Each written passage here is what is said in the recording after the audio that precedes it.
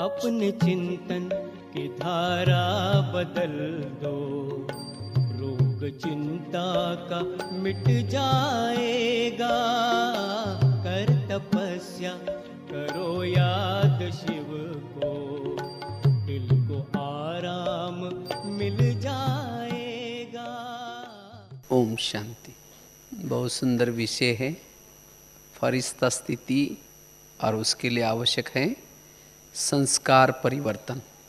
कि अभी सभी ने बाबा की नए साल की मुरली सुनी है, तो बाबा ने विशेष इस वर्ष के लिए होमवर्क दिए हैं। हम सभी कौन है?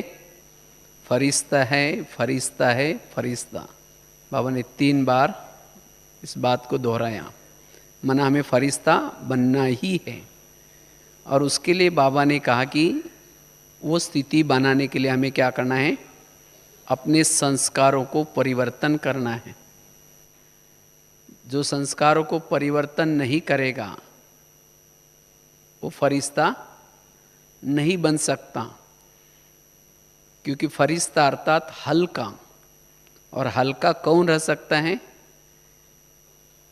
जिसके अंदर जो स्वभाव संस्कारों के टकराव से मुक्त है। तो अगर मुझे फरिश्ता बनना है, उसके लिए संस्कारों का परिवर्तन करना है, और संस्कारों का अगर परिवर्तन करना है उसके लिए ज्वालामुखी योग। तो इस वर्ष का ये होमवर्क, वैसे तो बाबा की इस सीजन की पूरी जो मुरलियाँ चल रहे हैं बहुत गहरी, क्योंकि बाबा बच्चों के अंदर जो कुछ व्यर्थ रहा हुआ है उस व्यर्थ को परिवर्तन करना चाहते हैं।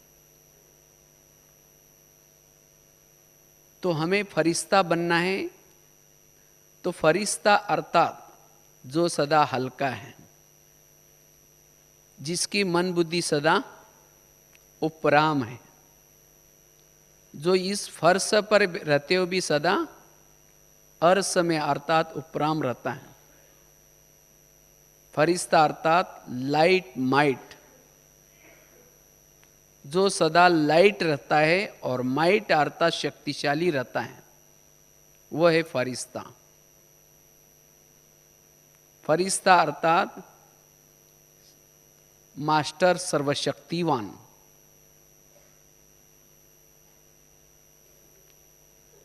तो ऐसी फरिश्ता स्थिति बनाने से हमारे जीवन में दैवी गुण दिखाई पड़ेंगे और सभी दैवी शक्तियां भी दिखाई पड़ेगी। अगर ऐसी हमारी स्थिति होगी तो वायुमंडल भी, जिस जगह पर हम जाएंगे, जहां भी जाएंगे, वायुमंडल को बहुत अच्छा बना सकते हैं। तो ऐसी स्थिति बनाने के लिए हमें क्या करना है? संस्कारों का परिवर्तन करना है।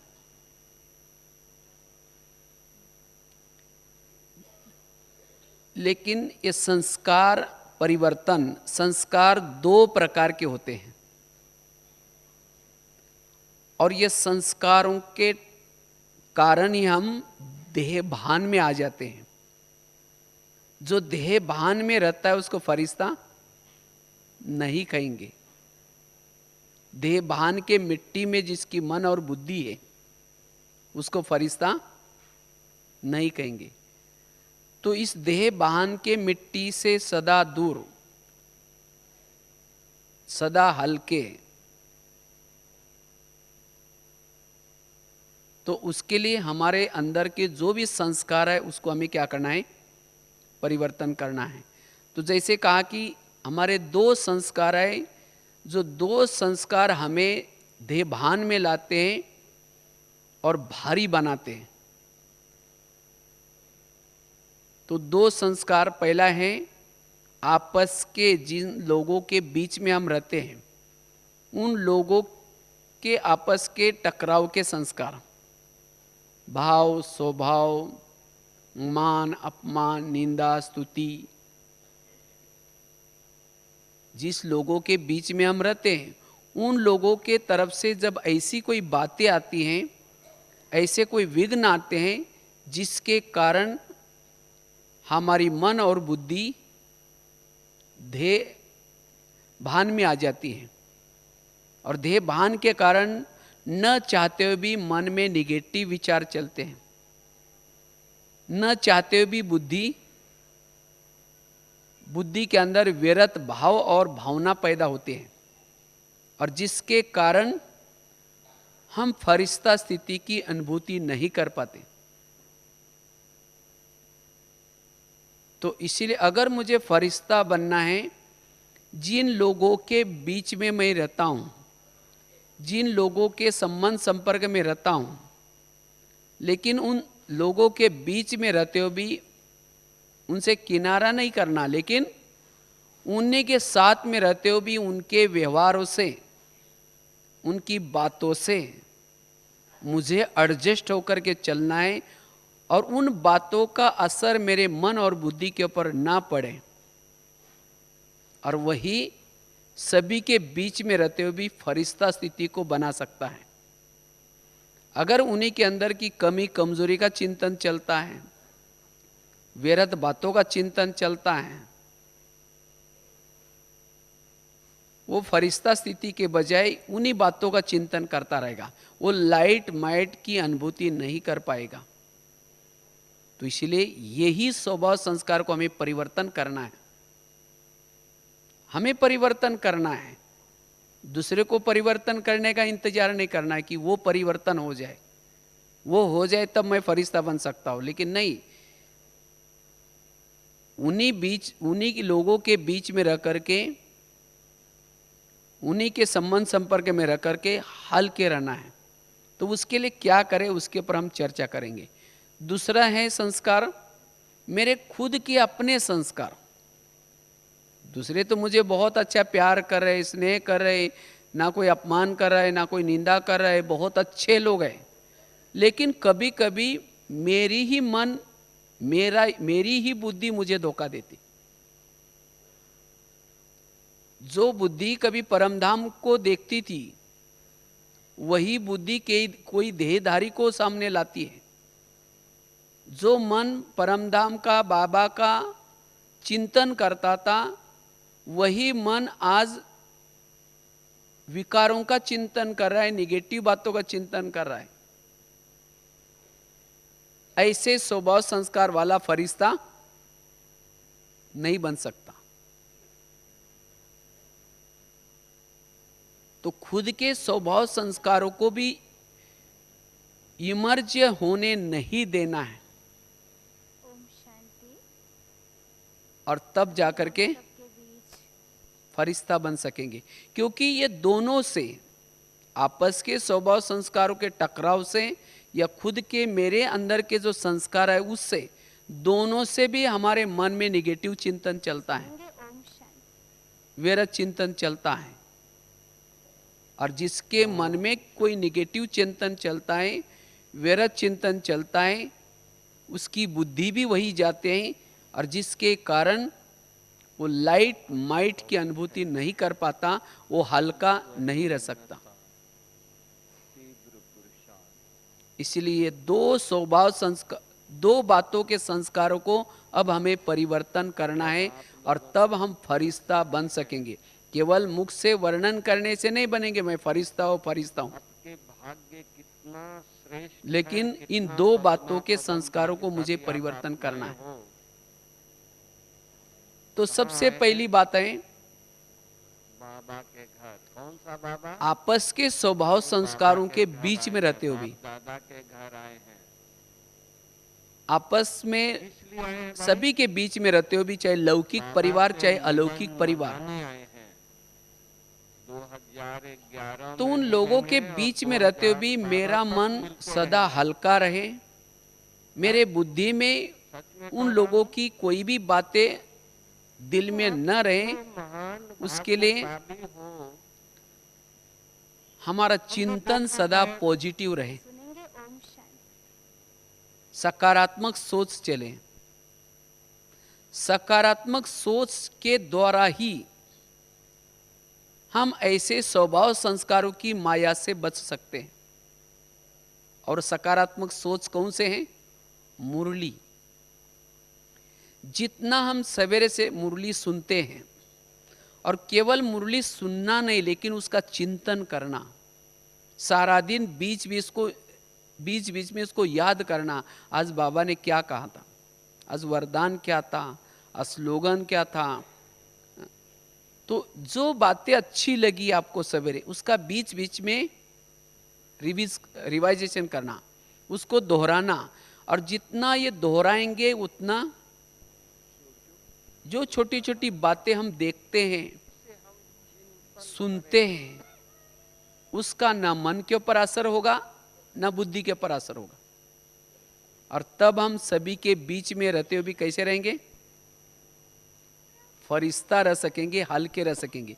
क्योंकि जब हम मुरली की बातों को भूल जाते हैं, तब क्या होता है, ये क्यों करता है, ये मेरे साथ ऐसा क्यों करता है, इसने पहले भी मेरे साथ कई बार किया, ये चिंतन शुरू हो जाता है। ये क्यों और क्या, यही हमें भारी बनाता है, यही हमें देह भान में लाता है। किसी व्यक्ति के बारे में चिंतन चलना, किसी के संस्कार के बारे में दूसरे के चलना, संकल्प चलना, ये भी देह भान के मिट्टी में पांव रखना है। और जिसका देह भान के मिट्टी में पाव है, उसको फरिश्ता नहीं कहेंगे। फरिश्ता अर्थात जो उड़ता है, जो सदा उड़ता है, वो है फरिश्ता। और ये चिंतन चलने का कारण है, हम मुरली की बातों को भूल जाते हैं, ड्रामा को भूल जाते हैं, कर्म गति को भूल जाते हैं। अगर किसी के भाव स्वभाव के हमारे मन में क्वेश्चन आते हैं कि यह ऐसा क्यों करता है, इसका मतलब मैंने ड्रामा को समझा ही नहीं, इसका मतलब मैंने कर्म गति को समझा ही नहीं, इसका मतलब ये भी नहीं समझा कि जो हो रहा है, जो कुछ कर रहे हैं, सब अच्छा कर रहे हैं। इसीलिए हमें पॉजिटिव चिंतन सदा मन में रखने की आवश्यकता है। क्योंकि मन में अगर वैरस संकल्प चलते हैं, मन में वैरस संकल्प चलने से बुद्धि के ऊपर एक प्रकार की धूल जमा होती है। वैरस संकल्प से बुद्धि अस्वच्छ बनती है। अगर अस्वच्छ बुद्धि से जिसको भी देखेंगे, वो भी कैसा दिखाई पड़ेगा? अस्वच्छ दिखाई पड़ेगा। इसीलिए बुद्धि को हमें क्या करना है, इस मुरली के चिंतन से, सोमानों के चिंतन से सदा क्या करना है, बुद्धि को स्वच्छ रखना है।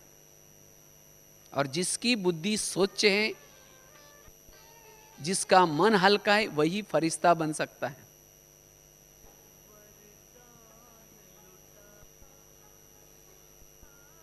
इसीलिए हमें मुरली का चिंतन बार बार बीच बीच में करना है।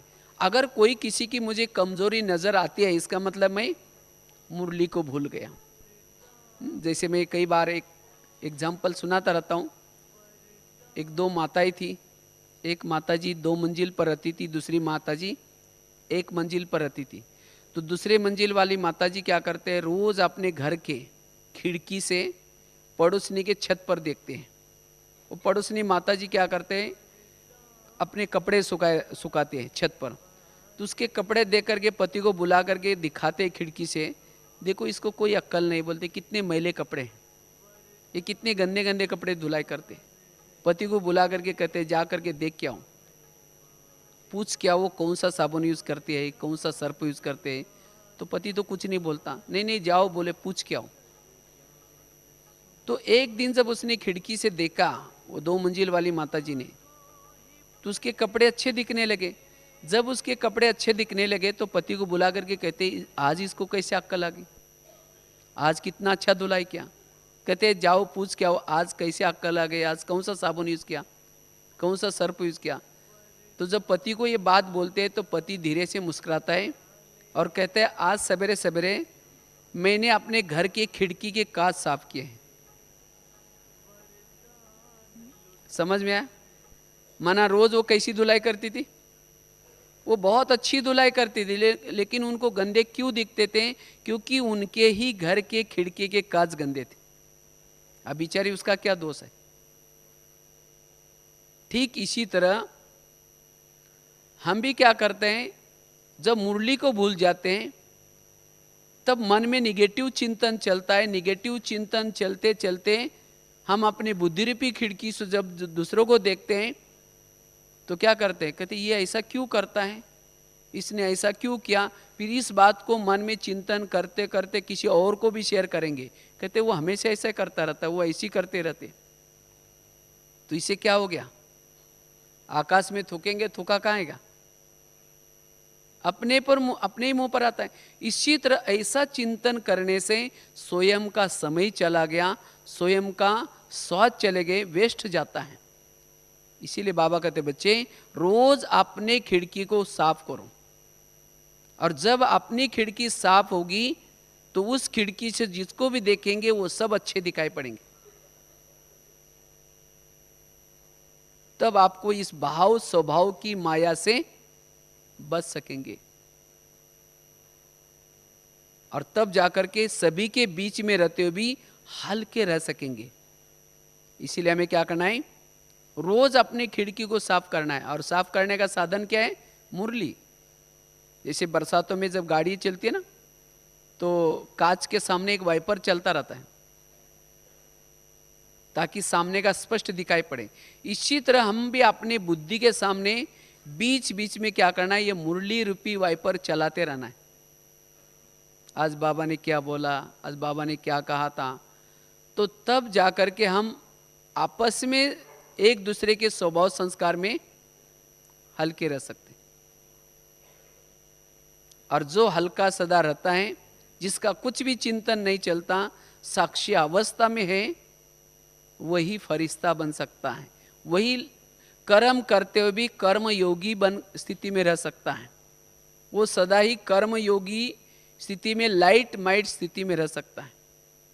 तो फरिश्ता बनने के लिए हमें क्या करना है, मुरली का चिंतन के द्वारा औरों के अंदर के अवगुण नहीं देखना है, ना उसका वर्णन करना है, ना उसका चिंतन करना है। दूसरी बात है, आज कभी कभी हमारे मन में ये निगेटिव चिंतन चलता है, जिसके कारण देहभान में हम आते हैं, वो फरिश्ता स्थिति की अनुभूति नहीं कर पाते। उसका कारण है आपस में किसी किसी व्यक्ति के साथ हमारी घृणा होती है, नफरत होती है। अगर किसी के प्रति आपकी नफरत होगी, घृणा होगी, तो आप हल्के नहीं बन सकेंगे। क्योंकि घृणा और नफरत का जो बोझ है, ये बोझ हमें देहभान में लाता है। तो एक व्यक्ति के प्रति भी मेरी घृणा हो या नफरत ना हो,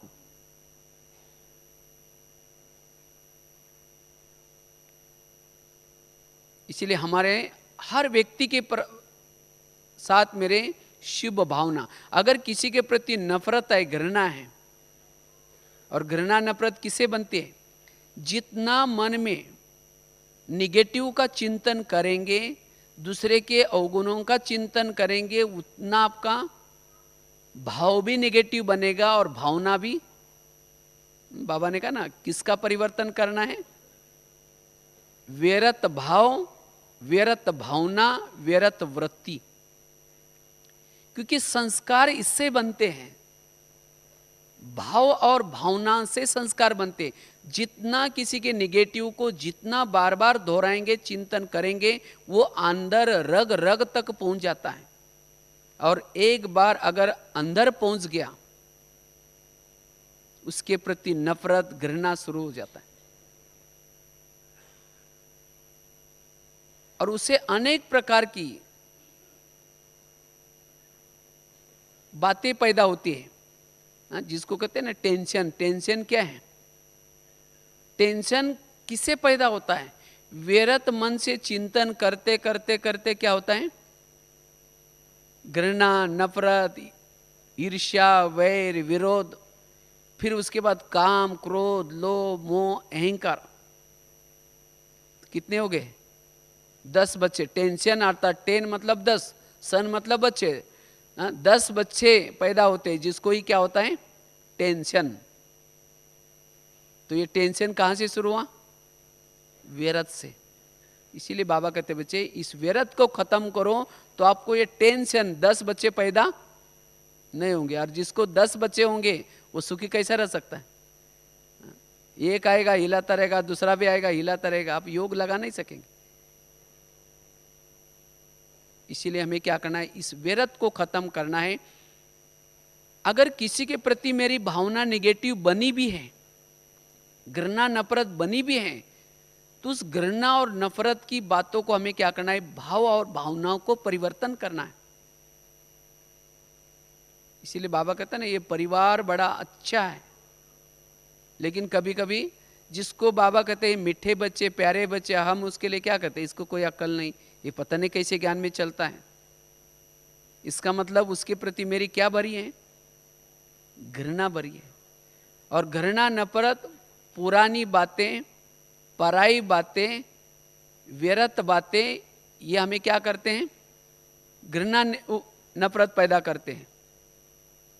और जिसके बुद्धि में घृणा या नफरत है, उस बुद्धि में, बुद्धि को बाबा ने क्या कहा है, दिल।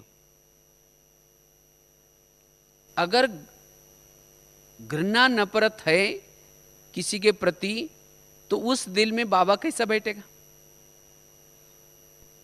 बाबा कहते हैं ना, अभी मुझे क्या करो, अपने दिल में बिठा दो। तो बाबा दिल में कब बैठेगा? जब हमारा दिल कैसा हो, साफ हो, स्वच्छ हो। एक व्यक्ति के प्रति भी अगर मेरा दिल में कुछ खोटा है, खराबी है, तो उस दिल में बाबा नहीं बैठेगा। और क्यों हमारे दिल में ये निगेटिव बातें आई? क्योंकि हमने बार बार उसका चिंतन किया है, अवगुणों का चिंतन किया है, बुराई का चिंतन किया, जिसके कारण अब वो मेरे दिल में चला गया। तो इसीलिए अब मुझे दिल को साफ रखना है। क्योंकि एक होता है भागवत, दूसरा होता है गीता, और तीसरा होता है महाभारत। जब कृष्ण छोटा था उसी समय क्या भागवत हुआ? उस समय गोप गोपिका को कोई गहरी ज्ञान की बातें वो नहीं सुनाता, लेकिन अपनी स्नेह और प्यार की पालना देता है, और जिसके कारण उनको अतीन्द्रिय सुख मिल जाता है। और जैसा कृष्ण बड़ा हो जाता है, फिर वो गोप गोपी के को छोड़ करके क्या करता है, जिसके लिए वो इस धरती पर आया था वो कार्य करने के लिए कुरुक्षेत्र में चला जाता है, और वहां जाकर के अर्जुन को क्या करता है, गीता का ज्ञान देता है। और जब गीता का ज्ञान देते देते जब वो पक्का हो गया, उसके बाद क्या शुरू हो जाता है, महाभारत। इसी तरह यहाँ भी हमारे 3 एपिसोड है। जब ब्रह्मा बाबा साकार में थे, उसी समय 2 दादियाँ थी, उनको बाबा ने इतनी ज्ञान की गहराई नहीं, लेकिन स्नेह और प्यार की खूब पालना दी। उसको कहा जाता है भागवत। उस समय तो खैर हम तो थे नहीं। उसके बाद क्या शुरू हो गया, जब ब्रह्मा बाबा अव्यक्त हो गए, उसके बाद शुरू हो गया गीता। बाबा ने दादी को निमित्त बना करके पूरा विश्व में अनेक जगह पर सेवा केंद्र शुरू की, और उसके बाद वहाँ गीता का जो ओरिजिनल ज्ञान है वो सभी को देने का कार्य किया, और वो भी अभी लगभग पूरा हो चुका है। और ये जब पूरा हो गया, उसके बाद क्या शुरू हो जाएगा, महाभारत। और अर्जुन को उसने इतना दिन जो ज्ञान सुनाया, क्या सुनाया, इस संबंधी को भूल जाओ, ये सब मरे पड़े हैं, ये सब को छोड़ करके मेरे शरण में आ जाओ। तो बाबा भी हमें यही सुना रहा है, तुम्हारे दिल में जो कुछ बैठा हुआ है सबको निकाल दो, और केवल मुझे बिठा दो। किसी व्यक्ति में, कई वस्तु में कहीं भी तुम्हारा दिल न लगा हो। और जब तुम्हारा दिल साफ होगा, तब मैं तुम्हारे दिल में बैठूंगा। और ये बाबा को दिल में बिठाना क्यों जरूरी है?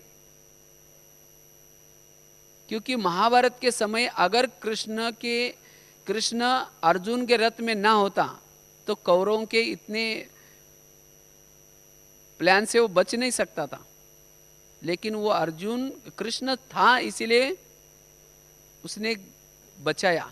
इसी तरह हमें भी क्या करना है, हाँ? बाबा को सदा क्या करना है, साथ में रखना। अगर बाबा को साथ में रखेंगे तब क्या हो जाएगा, हमारी विजय हो सकेंगी। तो इसीलिए बाबा कहते बच्चे क्या करो, बाबा को सदा साथ में रखो। तो अब चेक करना है बाबा मेरे दिल में बैठा है, अगर नहीं बैठा है तो चेक करना है कि अब मेरे दिल में किसी के प्रति कुछ है, तो दिल को साफ और स्वच्छ करना जरूरी है। किसी के प्रति भी नफरत घृणा अगर होगी तो बाबा दिल में नहीं बैठेगा। तो ये घृणा और नफरत का जो बोझ है वो फरिश्ता बनने नहीं देता, बहुत बड़ा बोझ है। बातें तो कुछ नहीं है, कई कहते पता नहीं मैं देही अभिमानी रह ही नहीं सकता हूं। इसका मतलब जरूर कुछ ना कुछ घृणा नफरत ईर्ष्या है। जो ईर्ष्या के अगन में जलता है वो योग आगन में कैसा रह सकता है। इसीलिए हमें क्या करना है, ईर्ष्या घृणा को खत्म करना है, तब फरिश्ता बन सकेंगे। तीसरी बात है, अगर मुझे सभी के बीच में रहते हुए भी हल्के बनना है, न्यारे प्यारे बनना है, फरिश्ता बनना है, इसके लिए मुझे परचिंतन की बातों से बचने की आवश्यकता है। क्योंकि अगर परचिंतन की बातें हम सुनते हैं तो उसका चिंतन चलेगा, और जब व्यर्थ चिंतन चलेगा तो फिर देह भान आएगा। इसीलिए अगर कोई भाई या बहन किसी सेंटर के बारे में, मधुवन के बारे में, कोई बहनों के बारे में अगर कोई गलत बातें व्यर्थ बातें सुनाता है, जिसको बाबा कहते हैं झगमुई झगमुई बातें, अगर ऐसी बातें हम सुन लेते हैं तो उन बातों का चिंतन करने से देह भान के मिट्टी में पाँव जाएगा, इससे हम फिर फरिश्ता नहीं बन सकेंगे। तो ऐसी बातें हमें नहीं सुनना जिसे हमारा चिंतन निगेटिव चले, व्यर्थ चले। क्योंकि जिसके बारे में वो बातें सुनेंगे उसके प्रति भाव और भावना क्या हो जाएगी, निगेटिव बन जाएगी। इसलिए व्यर्थ पर चिंतन की बातों से हमें क्या करना है, बचना है। अगर समझो आपके घर में कोई कचरा लाकर डालेगा तो क्या कहेंगे, हाँ आपका बहुत बहुत धन्यवाद, रोज आया करो और जहां पूजा होती है वहां डाला करो, ऐसे कहेंगे। हाँ, उसको तो भगाएंगे ना। लेकिन यहाँ क्या करते, कभी कभी हम अगर कोई किसी की निगेटिव व्यर्थ बातें सुनाता है और आगे सरकते कहते हैं और क्या हुआ, वो उठ के जाए भी रहे, कहेंगे बैठो ना, चाय पानी पी के जाओ ना, बताओ ना और क्या हुआ। अगर ऐसी बातें हम सुनेंगे तो मन में चिंतन भी वही चलेगा, और जिसके मन में निगेटिव चिंतन चलेगा उसकी भावना भी उसके लिए निगेटिव बनेंगी। इसीलिए हमें क्या करना है, इस वर्ष में अगर मुझे फरिश्ता बनना है, सदा लाइट माइट रहना है, हल्के रहना है, तो इन बातों को हमें विदाई देनी है। क्योंकि जिसकी वो बातें आप सुनेंगे उसे फिर किनारा करेंगे, उसे बात नहीं करेंगे। इसीलिए बाबा कहते बच्चे देखना ही तो क्या करो, सबके गुण देखो, अवगुणों को मत देखो। तो ये अवगुणों का चिंतन पर चिंतन हमें क्या करने नहीं देता, हल्के रहने नहीं देता, फरिश्ता बनने नहीं देता, उड़ने नहीं देता। इसीलिए ऐसी बातों से हमें क्या करना है, स्वयं को बचाना है। और इससे हम एक दूसरे की बातें सुनने से, देखना और सुनना इसमें कितना हुआ डिस्टेंस है, 4 उंगली का डिस्टेंस है। अब कोई छोटे बच्चे को कहा कि किसी ने आकर के बच्चे तुम्हारा कौवा कान लेके गया, वो बच्चा क्या करता है, पत्थर लेकर के कौवे को भगाना शुरू करता है। वो बच्चा ये नहीं देखता कि मेरा कान है या नहीं, कान को नहीं देखेगा, लेकिन किसी ने कहा सोचना कर्म करना शुरू करता है। इसी तरह किसी ने मुझे कहा कि आपके लिए उस व्यक्ति ने ऐसा ऐसा कहा, बस शुरू हो गया, अच्छा मेरे को ऐसा बोला, ऐसा बोला, सोचना शुरू करते हैं, भावना बदल गई, भाव भी। इसीलिए देखना और सुनना इसमें 4 उंगली का डिस्टेंस है। तो ऐसी बातों से हमें जब चिंतन करते तो जाकर के भाव और स्वभाव संस्कार की माया आ जाती। इसीलिए ऐसी माया से हमें क्या करना है, स्वयं को बचाना है। पर चिंतन की, पर दर्शन की बातें, इसे बचना है। चौथी चीज है, अगर मुझे आपस के स्वभाव संस्कारों के टकराव से स्वयं को बचाना है, तो ये वास्तव में हमारा ये जो चिंतन है, किसी व्यक्ति के प्रति निगेटिव चिंतन क्यों चलता है? अगर कोई व्यक्ति मेरे जीवन में विघ्न डालता है या समस्या क्रिएट करता है, तो उसको देखते ही हमारे मन में क्या होता है? कहते इसको और दुआ हम कभी नहीं देंगे, इन्होंने मेरे जीवन में क्या क्या किया है, इसीलिए हम कभी उसको दुआ नहीं देंगे। लेकिन नहीं, अगर मेरे जीवन में कोई विघ्न आते हैं या समस्या आते हैं, लेकिन बाबा तो क्या कहते हैं? बच्चे, तुम्हारे जीवन की विघ्न या समस्या सब कल्याणकारी है। इसीलिए अगर कोई तुम्हारे जीवन में विघ्न डालता है या समस्या भी क्रिएट करता है, तो भी कोई हर्जा नहीं, उसको आप क्या करो? हल्के रूप में लो। क्योंकि आज तक आपके जीवन में जितने भी विघ्न आए या समस्या आई, उन सभी बातों से आपका कल्याण हुआ या अकल्याण हुआ? कल्याण हुआ ना। अगर वो बातें आपके जीवन में ना आती या वो विघ्न ना आते, तो आज यहाँ ना होते। इसीलिए अगर मेरे जीवन में कोई विघ्न डालते हैं या समस्या क्रिएट करते हैं, तो मुझे क्या करना है? ऐसी बातों में भी सदा हल्के रहना है। विघ्न डालने वालों को कभी भी बद्दुआई नहीं देनी। हम क्या करते हैं? उस समय उतावले हो जाते हैं, और उतावले होकर जाकर उसके लिए कुछ भी सोचते रहते हैं, उन्होंने मेरा ऐसा किया, ये किया, वो किया। क्योंकि ये उतावले होकर के जो बद्दुआई देते हैं, ये बद्दुआई जाएगी, उसका तो बुरा करेगी, वापिस घूम करके हमारा भी बुरा करेगी। और उसके कारण आज हम भारी बनते हैं। इसीलिए हमें क्या करना है?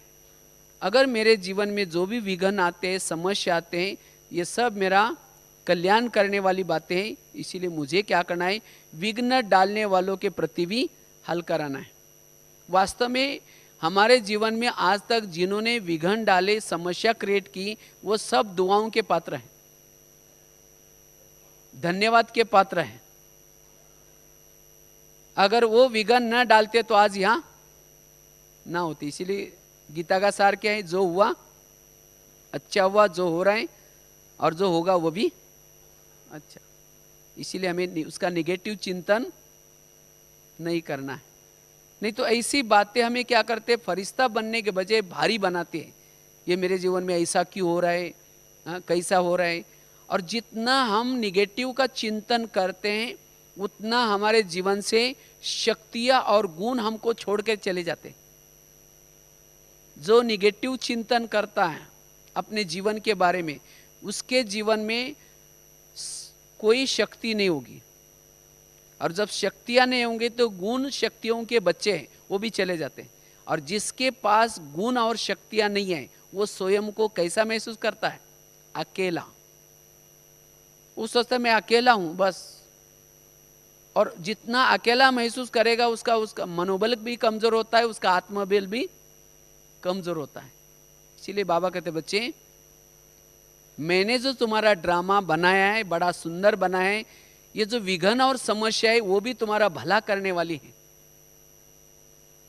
जैसे किसी को दवाई पिलाते हैं तो दवाई पीने में थोड़ी कड़वी लगती है, लेकिन उसके बाद उसे अनेक बीमारियां ठीक हो जाती हैं। इसी तरह ये विघ्न समस्या भले आपको सामने से कड़वी लग रहे, लेकिन इसके पीछे कुछ ना कुछ तुम्हारा, बाबा कहते, कल्याण समाये हुआ है। इसीलिए विघ्नों में भी हमें कैसे रहना है? हल्के रहना है। तो वास्तव में आपस के जो विघ्न है, ये विघ्न हमें देह भान में लाते हैं, मनोबल कमजोर कराते, आत्मबल कमजोर कराते।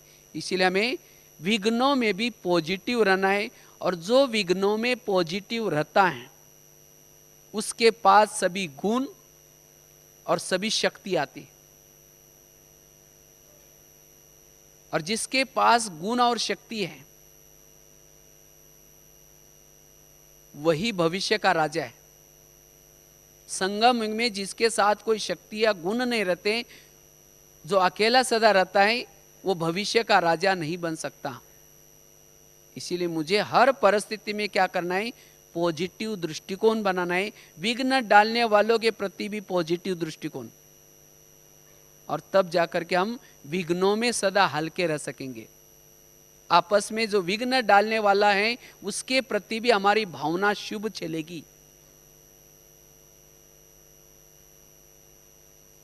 इसके लिए मैं कई बार एक बहुत सुंदर रामायण का एग्जाम्पल देता रहता हूँ, मुझे बड़ा अच्छा लगता है। मेरे जीवन में कोई ऐसी घटना आ जाते हैं, तुरंत मैं इस एग्जाम्पल को याद रखता हूँ और स्वयं को हल्का करता हूँ। मन में कोई संकल्प नहीं चलता, तुरंत बीती को बिन्नी लग जाती है। आप भी इस एग्जाम्पल को जब कोई ऐसी सामने आपकी परिस्थिति आएगी जरूर याद करना। रामायण में दिखाया जाता है, राम राजा बनने वाले थे, लेकिन रात में आकर के मंत्रा ने क्या किया, कई को 2-4 उल्टी बातें सुनाई। क्या सुनाया? कहा कि तुम्हारा बेटा भी तो है, तुम अपने बेटे को छोड़ करके राम को राजा बना रहे। और ये बातें सुन करके राम को राजा बनाने के बजाय उसको 14 वर्ष कहाँ भेज दिया? वनवा में गया, सीता गई, लक्ष्मण गए, तीनों भी घर से चले गए। इसी वियोग के कारण दशरथ ने प्राण त्याग दिया। उनको खाने का प्रॉब्लम, सोने का प्रॉब्लम, घास में सोए, जंगल में रहे, ये सब किसके कारण हुआ? मंत्रा के कारण। तो मंत्रा को जो भी देखेगा उसकी भावना अच्छी चलेगी, बुरी चली? बुरी चलेगी ना। मैं खुद जब रामायण देखता था, मंत्रा को देखते हम कहते इस बुढ़िया को भगाओ भाई, इसको नहीं देखना है। उसने तो राम को ले कितना ये जंगल में भेज दिया, अभी पता नहीं और किसी लिए आई। लेकिन एक दिन जब हमने चिंतन किया तब पता चला मंत्रा ने राम के लिए जो किया वो अच्छा किया। अगर उसी रात में मंत्रा उनके घर में ना आती तो राम क्या बनने वाला था? राजा। राजा बनता तो जंगल में नहीं जाता। अगर जंगल में नहीं जाता तो सीता की चोरी नहीं होती। अगर सीता की चोरी ना होती तो रावण को ना मारता। अगर रावण को ना मारता तो राम की महिमा भी कोई नहीं गाता। तो राम की महिमा किसके कारण? राम की महिमा किसके कारण है? मंत्रा के कारण। यह है उस विघन का दृष्टिकोण पॉजिटिव। इसी तरह ड्रामानुसार हर इंसान के पास भी भगवान ने 1-2 मंत्रा रखी है। हाँ, कोई चुगली करते, यहाँ के ट्रांसफर वहाँ करते, हाँ, किसी को उल्टी सुल्टी बातें, और ये सब बातों से हम भारी बनते हैं। ये क्यों करते, मेरे साथ क्यों करते, अब आखिर कब तक चलता रहेगा, ये सब निगेटिव चिंतन। लेकिन याद रखना है, अगर राम के जीवन में मंत्रा ना आती तो हनुमान मिलता, अंगद मिलता, ऋषि मुनि सब मिलते। ये सब किसकी दौलत है? मंत्रा की। इसी तरह आज तक हमारे जीवन में जिन्होंने में विघन डाले, समस्या डाला, इन सभी के कारण तो इतना अच्छा बाबा मिला, इतना अच्छा दैवी परिवार मिला, ज्ञान मिला, दीदी दादियाँ मिले। सब किसकी दौलत है? आज तक की मंत्राओं की। तो इसीलिए कभी एकांत में बैठ करके आज तक जिन्होंने तंग किया उन सभी को धन्यवाद दो। कहो कि आप लोगों ने हमें तंग किया, हमारा बहुत अच्छा हुआ, लेकिन 5000 साल के बाद तंग करने के लिए जरूर आना। हा? तो आना चाहिए कि नहीं आना चाहिए? आना चाहिए ना। तो तब जाकर के हम ऐसी परिस्थिति में स्वयं को क्या रख सकते हैं? हल्का रख सकते हैं। तो इसीलिए बाबा कहते बच्चे, मैंने जो तुम्हारा ड्रामा बनाया है बहुत कल्याणकारी बना हुआ है, इसीलिए उन आत्माओं को तुम दुआ दो। वो दुआओं के पात्र हैं, वही उन्होंने हमारा भला किया। जो विघन नहीं डालते, समस्या नहीं क्रिएट करते, बहुत प्यार करते, आपकी बुद्धि उसमें फंस जाएंगी। इसीलिए बाबा कभी कहते हैं ना, जो बांधीले माता उनका योग मेरे से बहुत ज़्यादा होता है। क्यों? जब उसको पति तंग करता है, परेशान करता है, वो अंदर से निकलता है बाबा बाबा। और जिसको पति तंग नहीं करता, परेशान नहीं करता, उसका योग पति से लगा है। मेरा पति बहुत अच्छा है। तो इसीलिए बाबा कहते बच्चे, ये विघन और समस्या में कभी भारी मत बनो। अगर भारी बनेंगे तो व्यर्थ संकल्प चलेंगे, व्यर्थ संकल्प चलेंगे, और व्यर्थ संकल्प चलने से उसकी प्रति भावना बिगड़ जाएगी, व्यर्थ वृत्ति हो जाएगी, और जिससे फिर भारी बनेंगे तो योग में उड़ कैसे सकेंगे?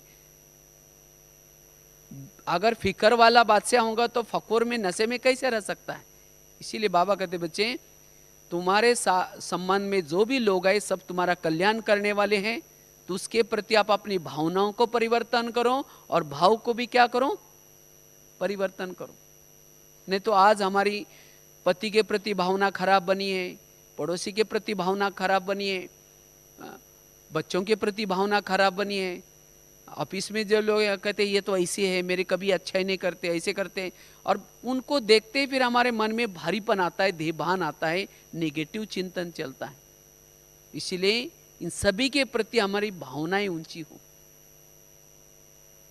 इसलिए विघन डालने वालों के प्रति दृष्टिकोण कैसा बनाना है? पॉजिटिव। और तब जाकर के हम आपस के स्वभाव संस्कार में हल्के रह सकते हैं। हमारे अंदर ऑटोमेटिकली सहन करने का गुण आएगा। वास्तव में देखा जाए तो जिसके पास सहन शक्ति का गुण आ गया, वो परिवार में या आपस में हर जगह पर एडजस्ट होकर के रह सकता है, वो कभी भी भारी नहीं बन सकता। अगर जिसके पास सहन शक्ति नहीं, वो हर जगह पर भारी बनेगा, और जो भारी बनता है वो फरिश्ता कैसे बनेगा? तो इसलिए ये हमें संस्कारों को क्या करना है? परिवर्तन करना है, और उसके लिए इन बातों का प्रयोग करना है। मेरे जीवन में जो है ये सब कल्याणकारी है। तो जिसके प्रति मेरी भावना नेगेटिव बने, उसके लिए मुझे क्या करना है? यहां से अपनी भावनाओं को पॉजिटिव बनाना है। पांचवी बात है, आज आपस में संस्कारों में अगर मुझे हल्के बनना है, तो आपस में अगर समझो किसी ने अपमान भी किया, कुछ ऐसे अपशब्द भी बोले, किसी ने मेरी ग्लानि भी की, किसी ने मेरा परचिंतन भी किया, इन बातों को, छोटी छोटी बातें हैं, इन बातों में हमें क्या करना है? पॉजिटिव लेने का पुरुषार्थ करना है। इन बातों को पॉजिटिव लो। अगर कोई गाली भी देता है, कोई अपमान भी करता, अपमान करने वाला करके चला गया, वो जाकर के खराटे मार के सो गया, लेकिन जिसने उसको बात को सुन लिया, उसको रात भर नींद नहीं आ रही, वही संकल्प चल रहे। इसीलिए मतलब उस बात को हमने स्वीकार कर लिया, और जब चिंतन चलेगा तो बुद्धि में भी वही बातें आएंगी। इसीलिए उन बातों को हमें क्या करना है? पॉजिटिव बना। कोई अपमान करता है, समझे अपमान नहीं किया, मेरे ऊपर गुलाब का फूल डाल दिया। अगर कोई गुलाब का फूल डाले, अच्छा लगता है ना? तो जब योग में बैठेंगे तो बाबा को, बाबा आज आपने बहुत अच्छा भगत भेजा था, बहुत अच्छा फूल डाल के गए, आपका बहुत बहुत धन्यवाद। तो वो बातें आपको परेशान नहीं करेंगी। समझो आपका किसी 3-4 लोगों ने आपका परचिंतन किया, और उसमें से किसी ने आकर के आपको सुना दिया, तो तुरंत मन भारी होता है। अच्छा, इन्होंने मेरा अपमान किया, परचिंतन किया, वो आखिर क्या समझते हैं, क्या क्या बोला होगा, दूसरे के प्रति मेरी भावना खराब की होंगी। मैं तो अपनी इज्जत बनाना चाहता हूँ, मेरी भावना अच्छी बनाना चाहता हूँ, और उस व्यक्ति ने तो मेरी सबके पास बुरी बातें, परचिंतन की बातें सुना करके भावना खराब की, बड़ों के पास भी। तो ये बातें सुन करके हम क्या होते हैं? भारी बनते। लेकिन नहीं, अगर आप अच्छे हैं, सत्य हैं, फिर भी आपका अगर कोई परचिंतन करता है, कोई बात नहीं, उसको पॉजिटिव लो। इन्होंने परचिंतन नहीं किया, लेकिन इन्होंने मेरा क्या क्या कीर्तन भजन गाया। कीर्तन भजन में क्या होता है? कीर्तन भजन में क्या होता है? 2-4 जन इकट्ठे होते हैं, तो एक जन क्या करता है? वो गाता है, कीर्तन गाता है, ये देवी तुम महान हो, देवी ऐसा। और एक जन क्या करता है? ढोल बजाता है, और एक जन ताल बजाता है। 2-4 जन सुनते हैं, उसको कहा जाता है कीर्तन भजन। तो परचिंतन में भी क्या होता है? 2-4 जन इकट्ठे होते हैं, एक कहेगा वो बहन या वो माता है ही ऐसी, दूसरे कहेगा हाँ हमारे साथ भी ऐसा ही किया, तीसरे कहेगा हाँ ऐसा ही करता है। माना एक जन गाने का काम कर रहा है, दूसरा ढोल बजा रहा है, तीसरा ताल बजा रहे हैं, और 2-4 जन सुन रहे हैं। हाँ? अगर यहाँ संगम युग में आपका किसी ने 1 घंटा भी परचिंतन किया, जब दोपहर युग आएगा तो जिसका परचिंतन हुआ उसका तो सबकी मूर्तियां तो बनने वाले हैं, मंदिर बनने वाले हैं। तो जब आपका मंदिर बनेगा, जिस गांव में आपका मंदिर बनेगा, संगम युग में जिसने जिसने आपका परचिंतन किया, उन सभी 4-5 लोगों को उसी गांव में जन्म लेना पड़ेगा, और उसी गांव में जन्म लेकर के आपके मंदिर के सामने आकर के रोज पूरा जन्म तक, यहाँ 1 घंटा परचिंतन करेंगे, तो वहाँ 1 जन्म तक जिसने ये कहा कि वो है ही ऐसी, वो कहेगा हे देवी तुम बड़ी महान हो। और जिसने हाँ में लाए, वो ताल बजाने का काम करेगा, कोई डपला बजा देगा। अगर जिसने सुना है वो भजन सुनने का काम करेगा। तो अच्छा है ना, भजन कीर्तन वाले भी चाहिए। तो जब ऐसा किसी ने सुना है आपको कि आपका ऐसा ऐसा परचिंतन हुआ, तो कोई बात नहीं, जब शाम को योग में बैठेंगे तो बाबा को, बाबा आज आपने बहुत अच्छी भजन मंडली भेजी, उन्होंने मेरा बहुत अच्छा भजन गाया, फिर कल किसी को भेज देना। तो ये है ऐसी बातों से मन बुद्धि को हल्का रखने का तरीका। और जो ऐसे इन बातों में हल्का रहता है वो क्या, मान अपमान निंदा परिस्थिति ऐसी सभी में रहते हुए भी कैसा रह सकता है, हल्का रह सकता है। ऐसे करने वालों के प्रति उसकी भाव और भावना नेगेटिव नहीं बनेगी, उसकी वृत्ति पॉजिटिव बनेगी। क्योंकि ये हर एक के सामने बातें आती हैं, परिस्थिति आती है। इसीलिए बाबा कहते बच्चे, तो ये बातें आज हमारे संकल्प निगेटिव चलाने के निमित्त बनते हैं। और जिसके संकल्प निगेटिव चलेगी उसके बुद्धि भी क्या बनेगी, असोच्य बनेगी। और जब बुद्धि असोच्य बनेगी तो जब योग में बैठेंगे, असोच्य बुद्धि जिसकी होगी ना परमधाम को देख सकता है ना परमात्मा को देख सकता है। फिर कहते पता ना हम योग में तो बैठते हैं लेकिन पता नहीं शिव बाबा दिखता ही नहीं, ना परमधाम दिखता है। क्यों? सारा दिन निगेटिव चिंतन चला है, इससे बुद्धि असोच्य बनी है। तो फिर योग में आप कैसे बैठ सकेंगे? इसीलिए हमें क्या करना है, सारा दिन अपने मन और बुद्धि की ऐसी बातों से संभाल रखनी है। जो बाबा ये जो ज्ञान की बातें सुनाते हैं, ड्रामा कर्म ये सब ज्ञान की पॉइंट्स को सारा दिन यूज करके मन बुद्धि को संभालना है। और जिसने मन बुद्धि को संभाला वही हल्का रह सकता है, वही इन बातों में सदा ही उमंग उत्साह में रह सकता है। इसीलिए 5 बातें बताई।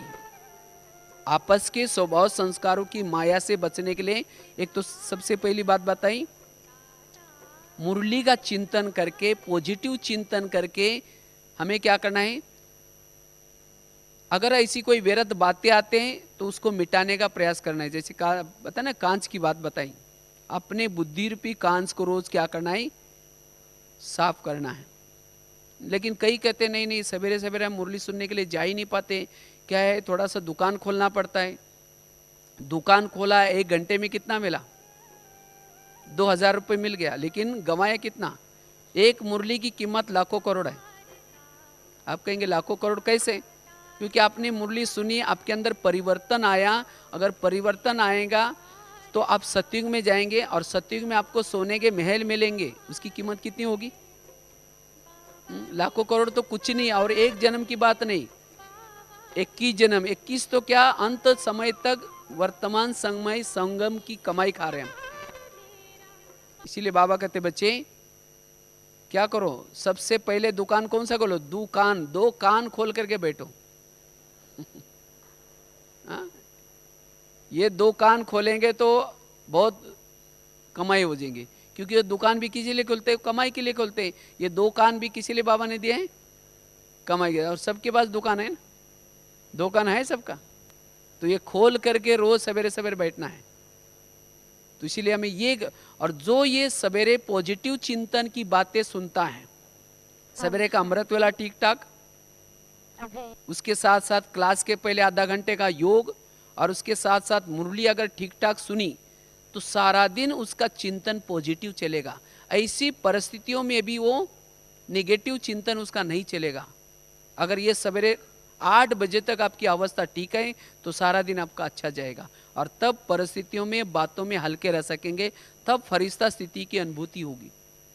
दूसरी बात बताई, ईर्ष्या घृणा नफरत से हमें स्वयं को दूर रखना है, तब हम फरिश्ता स्थिति को बना सकते हैं। तीसरी बात बताई, पर चिंतन पर दर्शन की बातों से दूर। चौथी बात बताई, विघ्न डालने वालों के प्रति हमारा भाव कैसा रहे, पॉजिटिव रहे। मंत्र की बात बताए ना, अभी तक के मेरे जीवन की विघ्नों से कल्याण हुआ है और अभी भी जो विघ्न डालेगा उसे भी कल्याण ही होने वाला है। तो इसीलिए मुझे मन से कोई निगेटिव चिंतन नहीं करना। और 5वीं बात बताई, अपमान निंदा ग्लानि छोटी छोटी बातों में क्या करना, हमें निगेटिव बातों को क्या बनाना है, पॉजिटिव। तो ये 5-6 बातें अगर होगी तब हम जिसके संबंध संपर्क में रहते हैं उनके बातों में हम वो बातें सुनते भी हम हल्के रह सकेंगे, हमारा मन भी हल्का रहेगा और बुद्धि भी स्वच्छ रहेगी, और तब हम फरिश्ता स्थिति। तो ये संस्कार हमें क्या करना है, परिवर्तन करना है। तो दूसरी बात है, जो आज हम फरिश्ता बनना चाहते हैं, लेकिन फरिश्ता बनने के लिए जो विघन है वो संस्कार है मेरा अपना खुद का संस्कार। क्योंकि खुद के अंदर के अनेक जन्मों के संस्कार हैं, काम, क्रोध, लोभ, मोह, अहंकार के। तो वो संस्कार कभी भी मेरे जीवन में जागृत न हो जाए। अगर वो संस्कार कभी कभी बीच में जागृत हो जाते हैं कि कमाई चट हो जाती है, तो इसलिए वो संस्कार मेरे जागृत न हो जाए, अर्थात मर्ज न हो जाए। संस्कार कभी भी खत्म नहीं होते, मर्ज हो जाते हैं और इमर्ज हो जाते हैं। मेरे वो पुराने संस्कार सदा दबे हुए रहे। वैसे तो बाबा ने कहा कि इसको क्या करो, अब संस्कारों के संस्कार करो। हम क्या करते, ज्ञान सुन करके, मुरली सुन करके उस संस्कार को क्या करते, तीर से मूर्छित कर लेते। लेकिन मूर्छित करने के बाद अगर आपके पास बल नहीं होगा, ताकत नहीं होगी, वो शाम तक वो संस्कार दोबारा जागृत हो जाते। अगर आपके पास योग बल नहीं है, वो दोबारा वो संस्कार क्या होते हैं, एक्टिविटी में आते हैं। इसीलिए बाबा कहते हैं केवल ज्ञान के आधार से उसको माया को मूर्छित नहीं करो, लेकिन अब क्या करो, ज्वालामुखी योग के द्वारा उसको क्या करो, भस्म करो, खत्म करो। तो मेरे खुद के संस्कार जागृत न हो जाए, इसीलिए क्या चाहिए, ज्वालामुखी योग चाहिए। क्योंकि जब हम ज्वालामुखी योग अर्थात शक्तिशाली योग जब करते हैं, तो उसी समय शक्तिशाली योग के द्वारा हमारी बुद्धि और मन कोई भी बातों के प्रभाव में नहीं आता। हमारे पास योग बल इतना चाहिए, एक बाबा के प्रभाव के बिना मेरी मन और बुद्धि कोई भी बातों के प्रभाव में ना आ जाए। नहीं तो हमारी बुद्धि क्या होते, कोई बातों में अटक जाते, लटक जाते, चटक जाते, या फिर पुरानी बातें या पराई बातों के वश हो जाते। और जिसकी बुद्धि कहीं अटक जाते, चटक जाते, लटक जाते, या पुरानी बातें या पराई बातों में जाते हैं, वो योगी नहीं बन सकता। कि जो दूसरा जो विघन है, संस्कार है, वो हमारा खुद का संस्कार। तो उस संस्कार जब हमारे व्यवहार में या एक्टिविटी में आता है, तब भी हमारे मन के संकल्प निगेटिव चलते हैं, और जिसके कारण फरिश्ता स्थिति की अनुभूति नहीं होगी। तो ऐसे संस्कारों को हम कैसे परिवर्तन करें? वैसे तो हर एक के अंदर संस्कार तो बहुत सारे बैठे रहते, लेकिन हमारे अंदर एक ऐसा कड़ा संस्कार होता है, जो संस्कार हमारे जीवन में बार बार रिपीट होता है। उस संस्कार का अब हमें क्या करना है, परिवर्तन करना है। तो पहले तो ढूंढो कि मेरे अंदर कौन सा ऐसा संस्कार है जो बीच बीच में अनेक बार रिपीट होता है, और याद रखना है यही संस्कार अंतिम समय माया का चोर गेट बनेगा। तो इसीलिए अब बाबा ने खास इशारा दिया कि उस संस्कार को ज्वाला स्वरूप योग के द्वारा ही क्या करो, खत्म करो। जैसे रावण और राम का युद्ध चलता है, राम क्या करता है, रावण का एक सिर काटता है, फिर दोबारा जुड़ जाता है, दोबारा काटता है, फिर जुड़ जाता है, रावण मरता नहीं। विभीषण कहता है ऐसे नहीं मरेगा, उसके नाभि में तीर लगाओ। जब नाभि में तीर लगाए तो रावण मर गया। इसी तरह हम भी रावण को मारने में लगे, कोई 10 साल से, 20 साल से, 4 साल से, लेकिन उसके गले काट रहे हैं। गले काटने से खत्म नहीं होगा, वो नाभि में तीर लगाने की जरूरत है। नाभि अर्थात कड़ा संस्कार, जो संस्कार आपका अज्ञान काल में भी था और ज्ञान में आने के बाद भी वही संस्कार रिपीट हो रहा है। तो उस संस्कार को अब हमें परिवर्तन करना है, और वास्तव में बाकी छोटे छोटे संस्कार आने का कारण भी वही संस्कार है। आज कई भाई बहन बोलते हैं हमने ज्ञान में चल रहे, मैंने ये छोड़ा, ये छोड़ा, ये छोड़ा, बस वो एक रह गया है। जो रह गया वही जिसको छोड़ा उसको जिंदा कर सकता है। इसीलिए हमें उस संस्कार को अब ज्वाला स्वरूप योग के द्वारा क्या करना है, भस्म करना है। अगर उस संस्कार के वश बार बार होंगे तो फिर देहभान आएगा, हम फरिश्ता स्थिति की अनुभूति नहीं कर पाएंगे। तो उस संस्कार को पहले तो ढूंढना है कि कौन सा है। हर एक का हर एक को पता है कि मैं कितना पानी में हूं, मेरे अंदर क्या क्या गलतियां होते हर एक जानता है। तो पहले तो चेक करना है कि ये मेरा कड़ा संस्कार है, और उस संस्कार को परिवर्तन कैसे करें। उसके लिए सबसे पहली युक्ति है ज्वाला स्वरूप योग चाहिए। तो ज्वाला स्वरूप योग क्या है? ज्वाला स्वरूप योग अर्थात सदा ही मेरी सारा दिन वो आत्माभिमानी स्थिति, सदा हमारी इस भ्रूकुट में ज्योति जलती रहे, वो प्रखर ज्योति। क्योंकि जब हमारी वो ज्वाला स्वरूप स्थिति होती है, उसी समय वो संस्कार अपना प्रभाव नहीं दिखा सकता। बाबा ने कहा ना, ज्वाला स्वरूप योग किसी लिए काम आएगा? एक तो संस्कार को परिवर्तन करने के लिए, दूसरा सकाश देने के लिए, और उस ज्वाला स्वरूप योग से आप अतीन्द्रिय सुख की भी अनुभूति कर सकेंगे। आपके मन और बुद्धि की जन्म जन्मांतर की जो प्यास है आत्मा की, उसको बुझा सकेंगे। वास्तव में संस्कार तब आता है जब हमारी योग के द्वारा जब आत्मा की प्यास नहीं बुझती, हम योग के तरफ ध्यान नहीं देते, योग के द्वारा सुख नहीं लेते, तब जाकर के वो संस्कार के वश हो जाते। जिसकी प्यास योग के द्वारा बुझ गई है, आत्मा तृप्त बन गई, मन बुद्धि तृप्त बन गया, वो कोई भी प्रभाव में नहीं आएगा। इसीलिए अब मुझे ज्वाला स्वरूप योग की अनुभूति करनी है, और उस ज्वाला स्वरूप की अनुभूति करने के लिए अमृत वेला का योग बड़ा काम आएगा। जिसने अमृत वेला अच्छी तरह होकर के अलर्ट होकर के बैठते हैं, आंखें खोल करके बैठते हैं, ये स्थूल आंखों के साथ साथ बुद्धि रूपी आंख भी खुली है, और केवल आंख खुली, बुद्धि और स्थूल आंख खुली होने से भी नहीं चलेगा, लेकिन साथ में अंदर से लगन की अगन पैदा होने वाली बातों को याद करेंगे।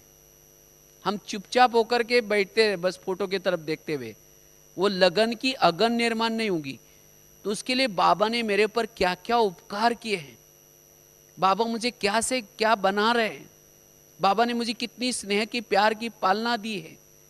कहाँ मैं विकारों के गटर में गिरा था, बाबा ने वहां से मुझे निकाला, गले लगाया, मेरे दुखों के आंसू पोंछे, कितने मेरे ऊपर उपकार किए। जितना इन बातों को याद करेंगे उतनी वो अगन पैदा होगी, और वो अगन योग में होंगी, तब सारा दिन वो ज्वाला स्वरूप स्थिति बनेगी। इसीलिए हमें योग में अमृत वेला जब बैठते हैं, अमृत वेला क्या करना है, थोड़ा सा अलर्ट होकर के बैठना है। नहीं तो हम करते क्या है, अब किसी मेहमान को घर में बुलाओ और वो आने से पहले दरवाजा खिड़की अंदर से दरवाजा बंद करो, चिटकिनी लगा करके सो जाओ कुंडा लगा करके, और वो आया है मेहमान बेल बजा रहा है तो भी दरवाजा नहीं खोलो, वो कैसा लगेगा? आपने बुलाया, और आपने बुलाया, नजदीक आने के बाद दरवाजा बंद करके सो गए तो कैसा लगेगा? इसी तरह बाबा को अमृत लोग उठते कहेंगे, मीठे बाबा, प्यारे बाबा, आप आ जाओ, हम आपसे बातें करने। ऐसे करते करते निमंत्रण दिया, और उसके बाद कुछ समय के बाद दरवाजे खिड़की लगा करके आंखें बंद करके सो गए। तेरे द्वार खड़ा भगवान, भगत भर ले झोली, भगत तो सो गया। हा? तो इसीलिए आंखें बंद करके नहीं बैठना, आंखें खोल करके बैठो। हाँ, कई बार हम डायमंड हॉल में देखते, कई भाई बहन योग करते करते 4 बजे आते योग करने के लिए, आते योग करते करते ऐसा सो जाएंगे लोग। 4 से 5 योग करके वापिस जाके नहा के फिर योग क्लास सुनने के लिए आए तो भी वो सोया पड़ा है। तो ऐसा वाला योग होगा तो उसकी ज्वाला जलेगी। इसीलिए हमें क्या करना है, ऐसा योग नहीं, लेकिन आंखें खोल करके जागृत अवस्था में बैठना है। अब कई तो आंखें तो खुली हैं लेकिन फोटो की तरफ देखते रहेंगे, कुछ इन अंदर सोचेंगे नहीं। अब कोई समझो मेहमान घर में आया और आपने बोला है कुछ जरूरी काम है आप आ जाना, वो आ तो गया लेकिन उसके आंखों की तरफ देखते रहो बस, उसे कुछ बात ही नहीं करो, और कैसा लगेगा? इसीलिए बाबा से अंदर से गहरी बातें करो। कईयों को नींद क्यों आती है? क्योंकि अंदर से बातें नहीं करते। तो इसीलिए हमें क्या करना है, बाबा से बोलते रहना है। जितना अंदर से बाबा से बातें करेंगे, प्राप्तियों की बातें करेंगे, तब लगन की अगन पैदा होगी। जैसे माँ का प्यार, बच्चे का माँ के साथ प्यार होता है, क्यों? क्योंकि माँ की पालना को याद करता है। जब पालना को याद करता है तो उसका प्यार उत्पन्न होता है। इसीलिए हमें अमृत वेले क्या करना है? लगन में कि अगन में बैठना है। और इसीलिए, लेकिन अमृत वेला ढीली होने का कारण क्या है? रात को सोते समय ढीली अवस्था में सो जाएंगे। कैसे सोएंगे? बिस्तर डाल करके गुड नाइट करेंगे, बाबा कहेंगे बाबा आज तो बहुत थक गए, घर में तो आज मेहमान आए थे, फिर दोपहर को मैंने रेस्ट भी नहीं किया, अभी मुझे नींद आ रहे हैं, पता नहीं क्या होगा अमृत वेला, आप जरूर उठा देना, ऐसे बाबा को कह के सो जाएंगे। तो बाबा तो सवेरे उठाएगा, उठते ही फिर घड़ी की तरफ देखेंगे, कहेंगे और 4 को 5 मिनट कमाए, थोड़ा 5 मिनट सो जाते हैं। 5 मिनट के लिए बजे 5 बजे का पता नहीं चलेगा। तो ये क्यों हो गया? क्योंकि इसीलिए बाबा ने इस बारी बहुत अच्छा एक सम्मान दिया है। क्या करो? सोते समय सोचो कि मैं तीव्र पुरुषार्थी हूं, मैं ब्राह्मण सो फरिश्ता हूं, मैं ज्वाला, ये 3 बातों को याद करके सोना। और सवेरे उठते ही क्या समझो? मैं तीव्र पुरुषार्थी हूं। वो रजाई का त्याग दो, तीव्र पुरुषार्थी बोल करके। अब रजाई का त्याग नहीं करेंगे तो रजाई आपको, क्योंकि आजकल सर्दी चल रही, सर्दी में क्या अच्छी लगती? रजाई अच्छी लगती। जो रजाई ओढ़ करके 4 बजे सो जाएगा गदीले पर, उसको गदाई मिलेगी, रजाई नहीं मिलेगी। इसीलिए उठते ही तीव्र पुरुषार्थ यूं करके क्या करना है? रजाई का त्याग दो, लपेट करके उसको रख दो, नहीं तो रजाई को लपेटेंगे नहीं तो रजाई आपको लपेट देगी। और सोते समय अगर हम शरीर रूपी गाड़ी को, जैसे गाड़ी का ड्राइवर क्या करता है? गाड़ी को अपने गैरेज में रखता है और सोने के लिए अपने घर में जाता है। इसी तरह शरीर रूपी गाड़ी को बेड रूपी गैरेज में रखा करके सोने के लिए कहाँ जाऊं? अव्यक्त वतन में बाबा के पास जाओ और सारा दिन का समाचार सुना करके वही सो जाओ।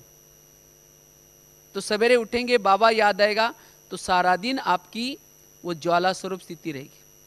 और जहां ज्वाला स्वरूप स्थिति है वहां माया नहीं आ सकती। जहां आ गए वहां कोई जानवर नहीं आता। जिस घर में लाइट होती है वहां कोई भूत नहीं आता। इसी तरह जिस शरीर रूपी घर में वो आत्मा की ज्वाला धधक रहे वहां कोई भी विकार नहीं आ सकता। इसलिए हमें अमृत वेले के समय क्या करना है? अटेंशन देना है। नहीं तो कई क्या कहते हैं, एक भाई ने मेरे को कहा कि भाई साहब कहते हैं मेरे को अमृत वेला पता नहीं, मैं बहुत कोशिश करता हूँ, उठ ही नहीं पाता हूँ। हमने कहा अलार्म लगाना, लेकिन अलार्म कहता है मुझे सुनाई नहीं पड़ता। हमने कहा क्यों? कहता है अलार्म मैं लगाता हूँ, अलार्म तो बेड पर बजता है और मैं सोने के लिए ऊपर परमधाम में जाता हूँ, बहुत लंबा डिस्टेंस है, इसके कारण। हमने कहा परमधाम में नहीं जाते होंगे आप, निद्रा लोग में जाते होंगे, क्योंकि एक तो निद्रा लोग है, दूसरा स्वप्न लोग है, और भी कई लोग हैं। जो स्वप्न की दुनिया में खो जाता है उसको तो पता ही नहीं चलेगा, और जो स्वप्न में रहता है उसकी थकान में पूरी नहीं होती, उस योग में बैठेगा तो भी झुटका खाएगा।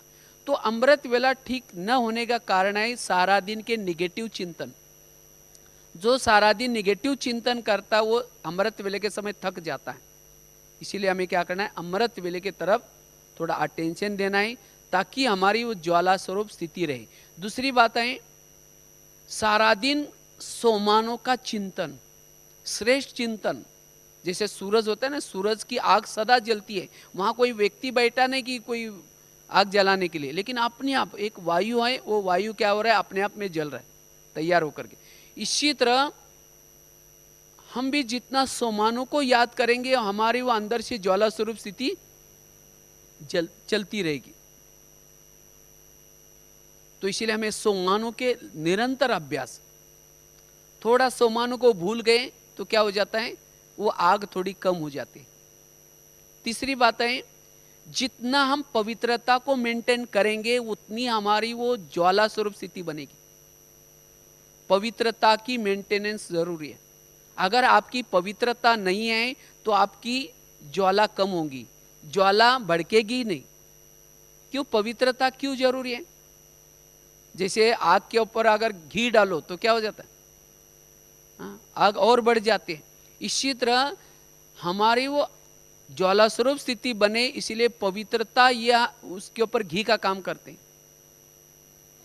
अगर मेरी वो ज्वाला स्वरूप स्थिति नहीं बनती, इसका मतलब मेरे अंदर पवित्रता की कमी है। जैसे वो दिया होता है ना, चिमनी या दिया, उसके अंदर केरोसिन रहता है, अगर उसमें माचिस लगाओ तो क्या होता है, वो फ्लेम उसकी जलती रहती है।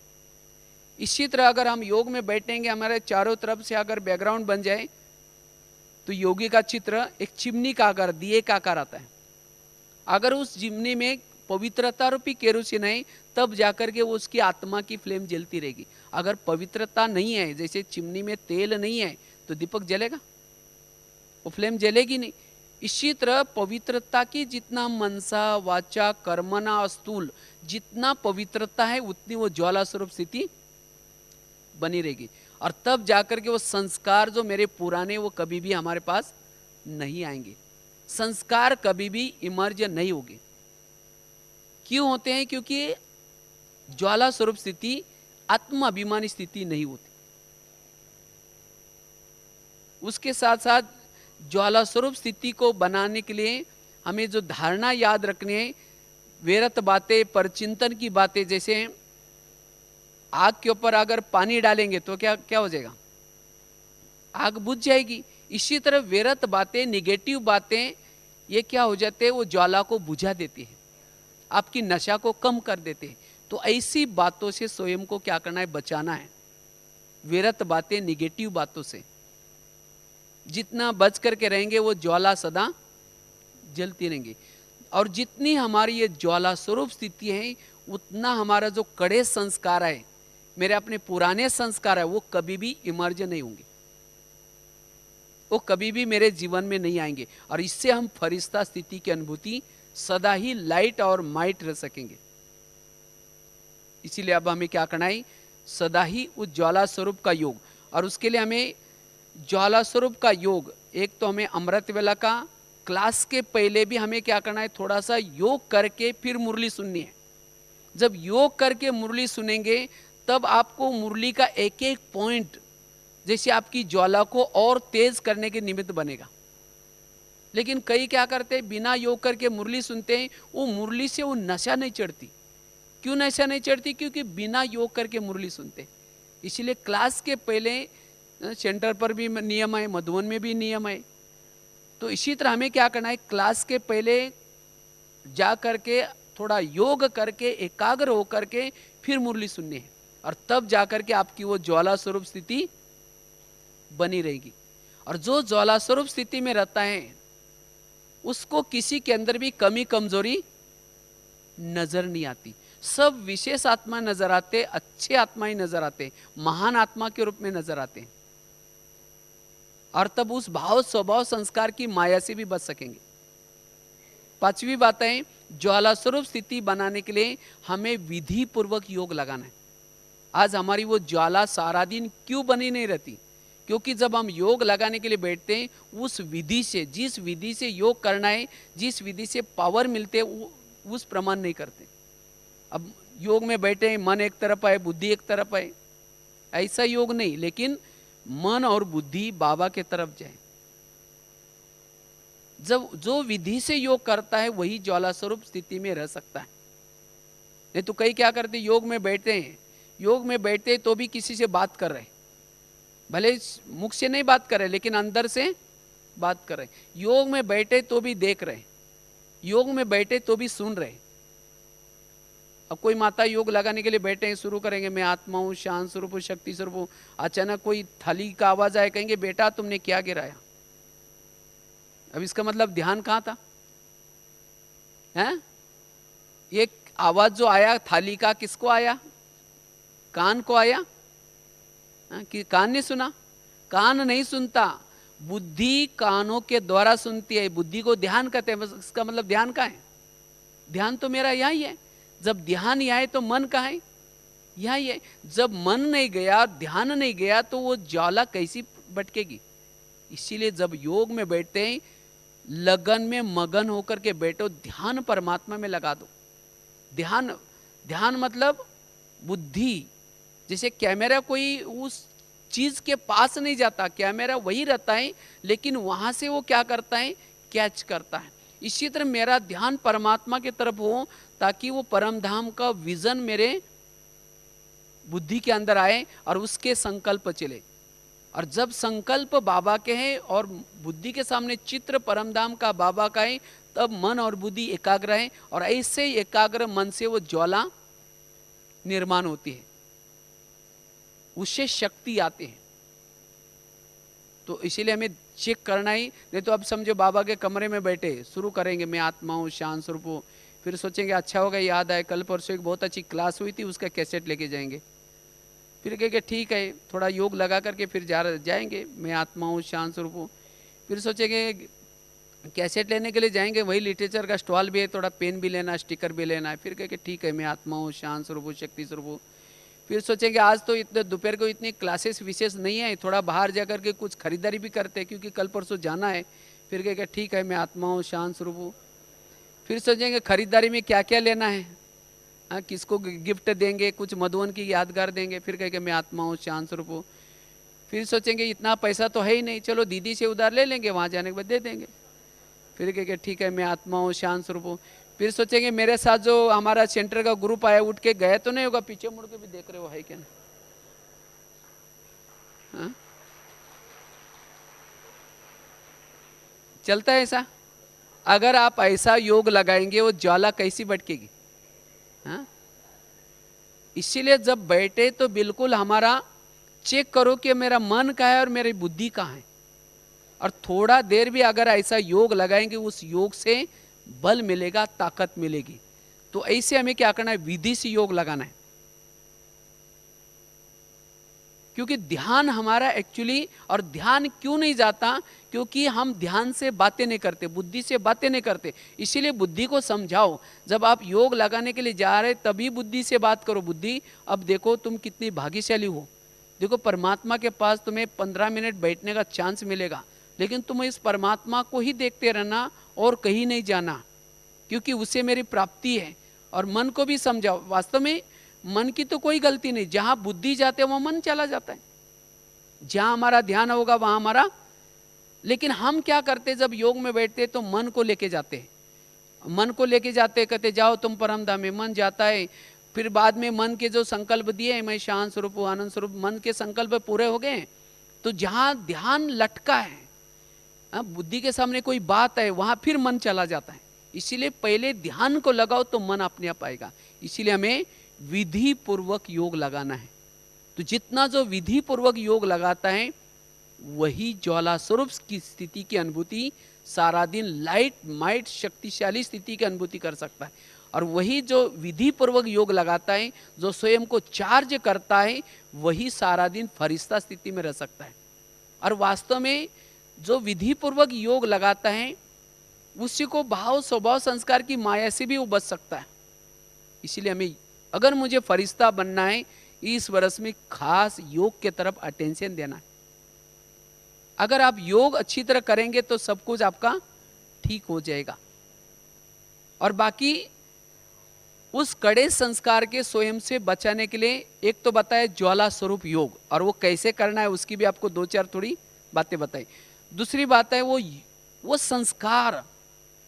संस्कार मेरे जीवन में रिपीटेशन न हो जाए, इसके लिए क्या करो, बाबा ने आज भी कहा ना, अपने ईश्वरीय संस्कार यूज करो।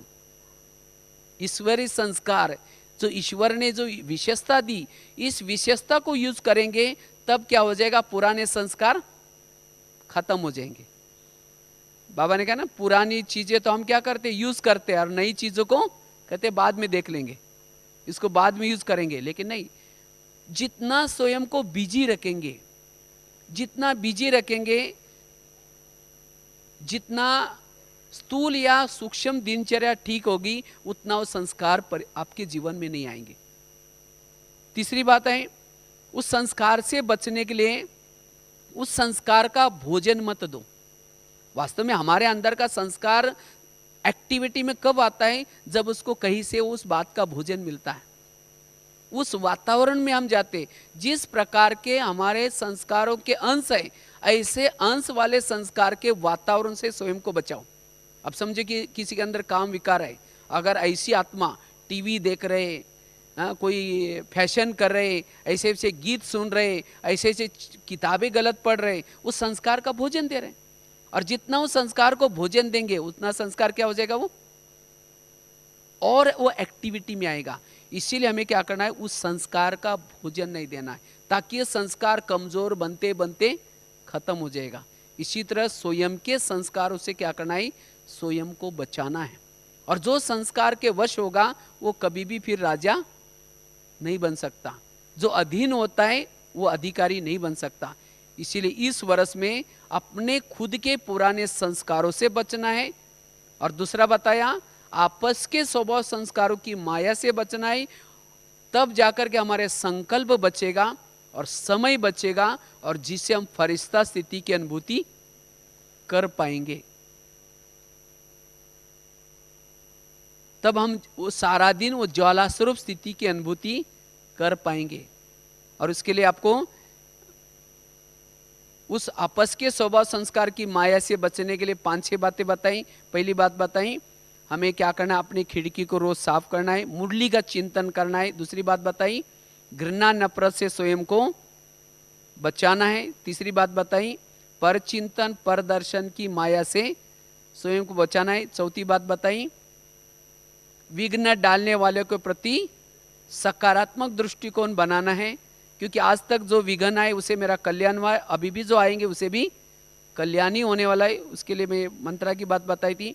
और उसके बाद 5वीं बात बताई थी, जो छोटी छोटी बातें हैं, कोई अपमान की, निंदा की, ग्लानि की, परचिंतन की, इन सब बातों में हल्के रहना है, उन बातों को पॉजिटिव रूप में लेना है।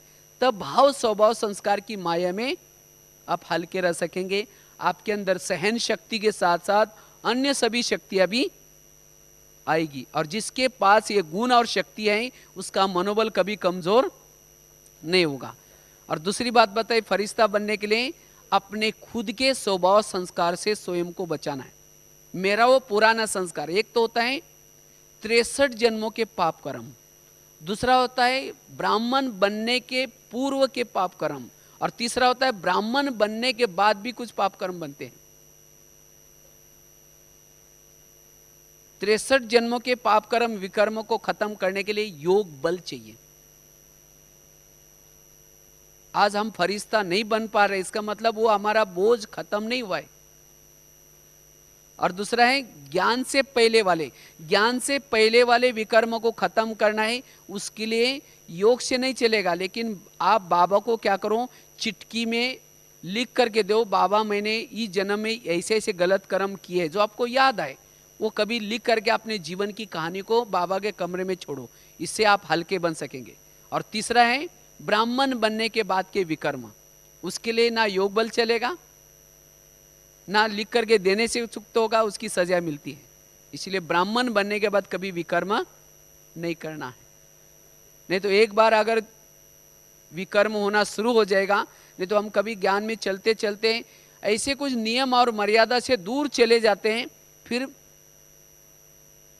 पटरी पर आना मुश्किल पड़ेगा। इसीलिए हमें क्या करना है, जो ब्राह्मणों के लिए जो नियम है, संयम है, उस प्रमाण चलना है। उसके लिए किसी औरों को नहीं देखना, वो भी करता है, ये भी करते हैं।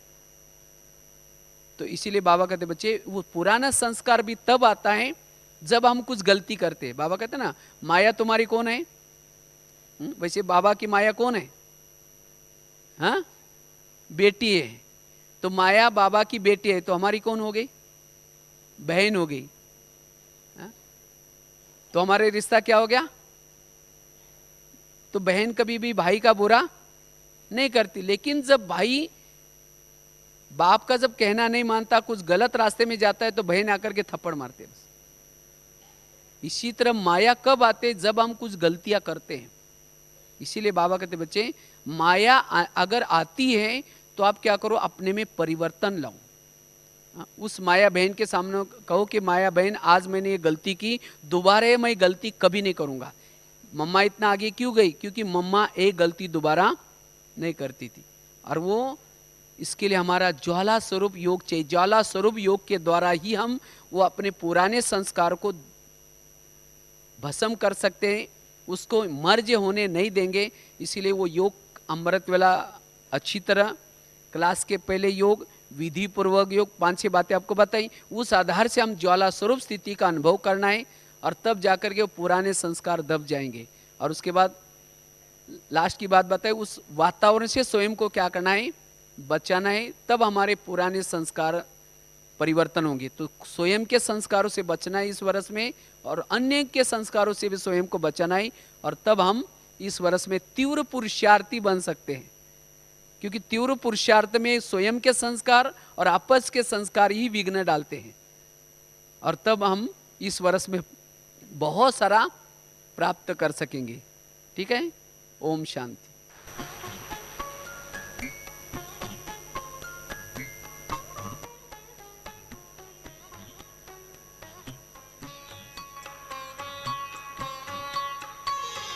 महाज्योति को याद करो हे योगी बड़े प्यार से, महाज्योति को याद करो हे योगी बड़े प्यार से, बन के फरिश्ता उड़ चलो,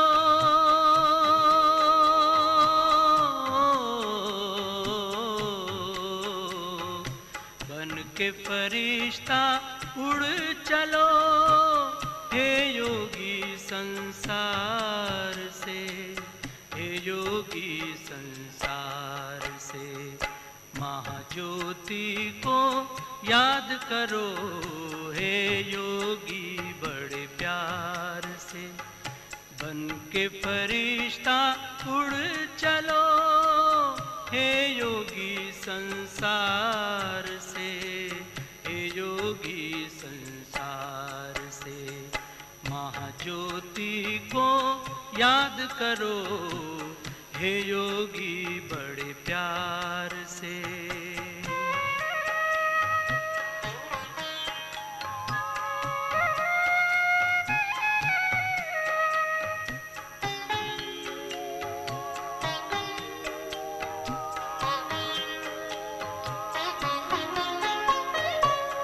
ज्योति की वो दुनिया है न्यारी, शांति वहाँ की लगती है प्यारी, शांति वहाँ की लगती है प्यारी।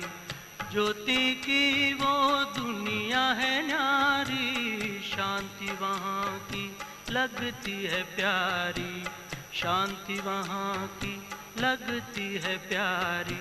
बुला रहा है पिता तुम्हारा, हो बुला रहा है पिता तुम्हारा, अपनी मीठी पुकार से, अपनी मीठी पुकार से। महाज्योति को याद करो हे योगी बड़े प्यार से, बन के फरिश्ता उड़ चलो हे योगी संसार से, हे योगी संसार से। महाज्योति को याद करो हे योगी बड़े प्यार से।